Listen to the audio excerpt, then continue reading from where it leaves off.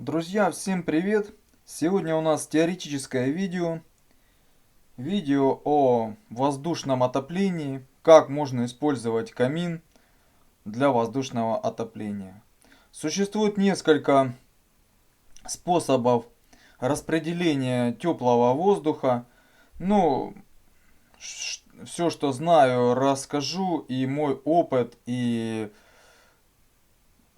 все-таки то, что я видел, мои наблюдения, будем сейчас говорить. Способ первый. Так называемая тепловая камера или так называемый тепловой коллектор. Делается такая каракообразная форма, которая накрывает камин сверху, именно зону голых воздуховодов. Ну, допустим, классический такой вариант, как я обычно делаю, это кагла и радиатор. Вот эта зона у нас накрывается, и тепловая камера-коллектор имеет торчащие патрубки. Ну, если это, конечно, делается расчет, если это большой дом, то я всегда рекомендую торчащие патрубки диаметром 150. Если это маленький, 125. Да, это пример ну, простого распределения воздуха вот, без вентилятора, то есть с помощью вот такого коллектора. Патрубки можно врезать в бок, вверх, то есть как нам удобно, потому что по центру, понятно, пойдет дымоход. И вот здесь вот в околокаминном, так сказать, пространстве у нас будет выделение энергии от камина и от трубы радиатора, от дымохода. Многие видели, наверное, что подключают гофру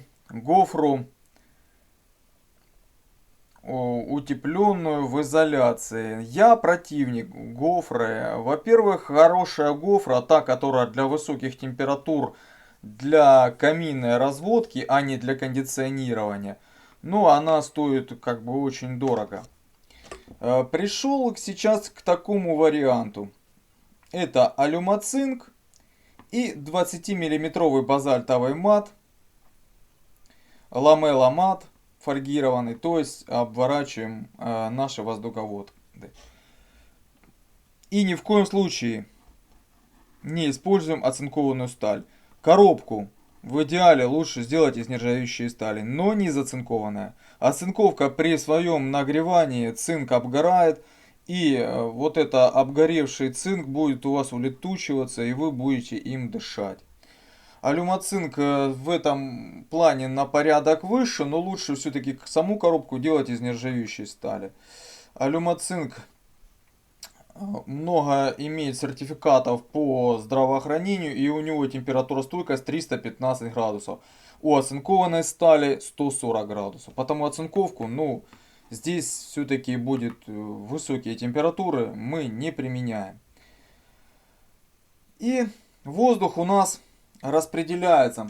Много тонкостей и хитростей. Вот, например, врезки, которые пойдут вверх, да, мы можем их распространить выйти на втором этаже и куда-то там довести. Например, вышли мы на второй этаж и прошли перекрытие. Ну, я рекомендую сразу же по полу бросать такой, скажем, такой каракообразной формы, например, гипсокартонная такая коробка, с откуда будет выходить теплый воздух снизу у нас. И он будет распространяться вверх, ну это будет логично и, думаю, будет правильно. Здесь же, да, если торчат в бок, например, нам надо распределить как-то там, опять же, по гипсокартонам. Некоторые слишком сужают, переходят на очень плоскую поверхность. Ну, естественно, по такой движение воздуха будет по прямоугольным, притом если мы там задаем сечение, лучше все-таки круглое сечение. Круглое сечение.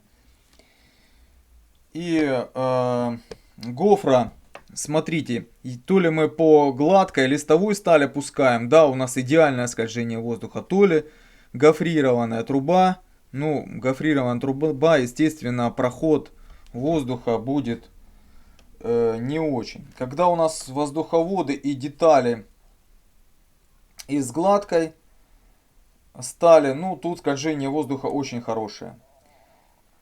Если же комнаты очень далеко находятся, понятное дело, нам нужно будет, например, начинать одним сечением, да, 150-м. И плавно, ну я рекомендую 3-4 метра. Например, одним сечением мы прошли там 3,5 метра.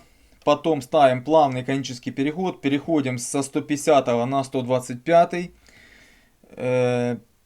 Потом прошли мы еще 3,5 метра, 4. Перешли плавным коническим переходом на диаметр 100.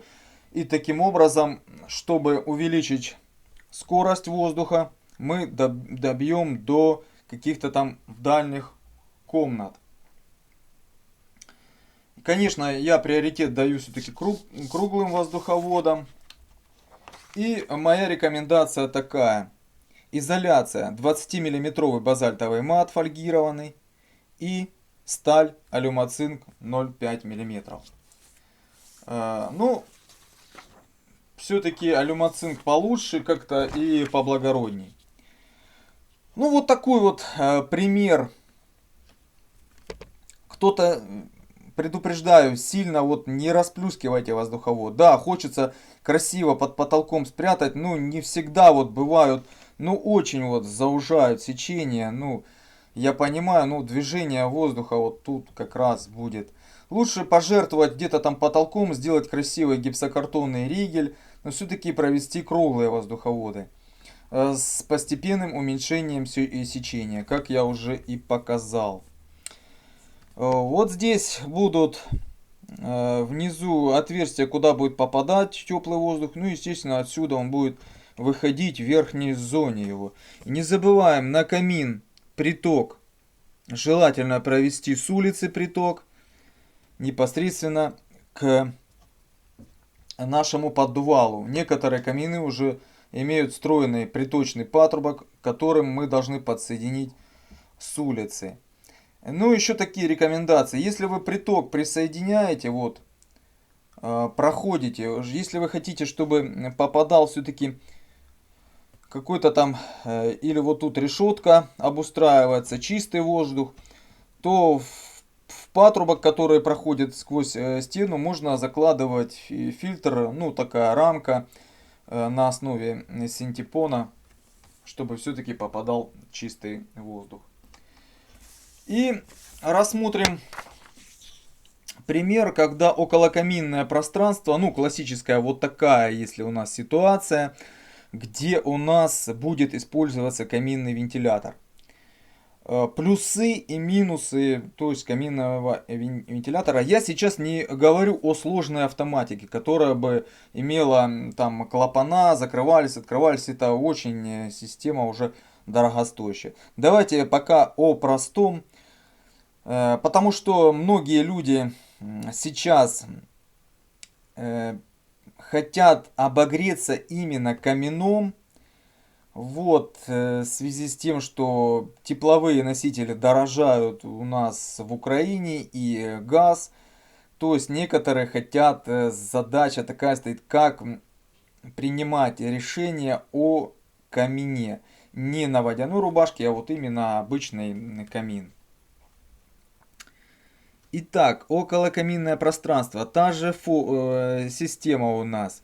Кагла, радиатор. Вот здесь мы подшиваем нашу зону. И в эту подшитую зону будет врезаться патрубок. Ну, рассмотрим вентилятор каминный Венскам 150. посмотрите, ну вот цены на каминные вентиляторы стартуют от 5000 гривен и выше. В общем, такие показатели у этого вентилятора. 42 децибела. Не знаю, сможет человек выдержать такой шум. Каминный зал, хочется уединиться, отдохнуть, бокал коньяка, вина, то есть ты любуешься огнем, и тут вот где-то у тебя шумит вентилятор. Не каждому, конечно, это понравится. Шум никуда не денешься. Притом вентилятор нужно смонтировать, ну так, под потолком. Кто-то его скрывает какими-то там съемными панелями, гипсокартонными панелями, пластиковыми. Но я сразу хочу сказать, доступ к вентилятору обязательно. Все-таки это электрический прибор. Он ломается, имеется мотор. Ну, в общем, то есть придется или вдруг его почистить, или поменять, или произвести какие-то манипуляции с вентилятором. То есть к вентилятору, понятно, должен быть доступ. Вентилятор Венс выпускает всевозможные виды этих вентиляторов. Он имеет терморегулятор, на котором и выставляется температура, и он также может иметь регулировку оборотов двигателя. То есть благодаря вот этой плавной регулировке, и она может быть плавная с помощью тиристора и ступенчатая с помощью автотрансформатора. Регулировка выносится где-то в удобное место, и мы можем, конечно, регулировать потоки воздуха.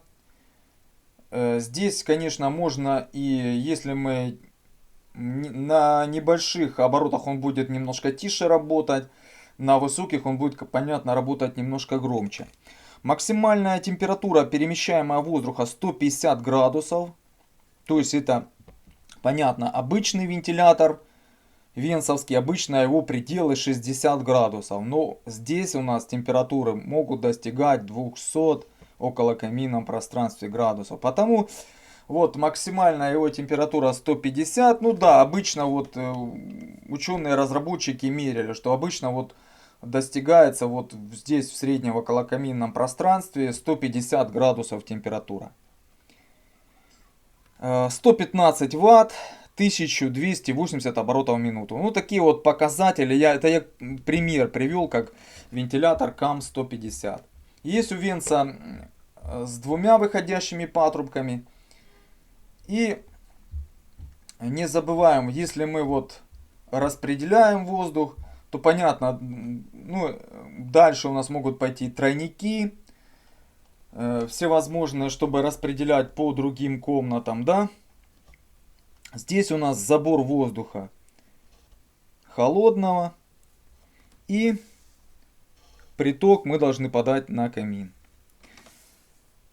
Вот такая вот обустройство тепловой камеры. Отсюда и будет выдавать он теплый воздух и распространять его. Вот такие минусы. То есть шум, нужно доступ к вентилятору. Ну а плюсы, да, он будет быстро распространять воздух. И не забываем сечение, чтобы добить до дальних комнат. Со 150 мы постепенно переходим на 125 и потом на 100. Ну, использовать решетки желательно не пластиковые, а какие-то там металлические, окрашенные краской, ну, потому что все-таки воздух может быть горячий. Ну, главное, что я на сегодняшний момент рекомендую, это все-таки вот уйти вообще от гофры и применять воздуховоды в изоляции, 20-миллиметровой изоляции. Ну, изоляцию я рекомендую, это Парок, фольгированный ламелломат, Роквал или Кнауф. 20-миллиметровый, этого будет достаточно. Да, еще забыл сказать, камера, вот здесь она утепляется базальтовым плотным матом для каминов, что, то есть она должна иметь защиту. Как потом человек будет обшивать, какой дизайн, ну, то есть тут, конечно, вопросов очень много. Вот, ну, и некоторые, вот я видел, люди прям вот оставляют вот так вот камин. Вот камин как источник тепла. А дальше в других комнатах они уже полноценно выглядят очень красиво комнаты.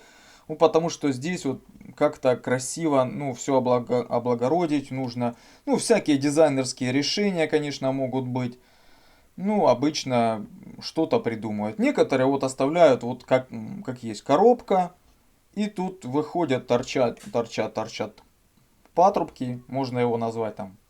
Некоторые называют его тепловая камера, тепловой коллектор, каминный коллектор. Ну вот, главные такие мои мысли и предложения по воздушному отоплению от камина. На этом всем пока. Подписывайтесь на мой канал, будет много интересного. Всем пока.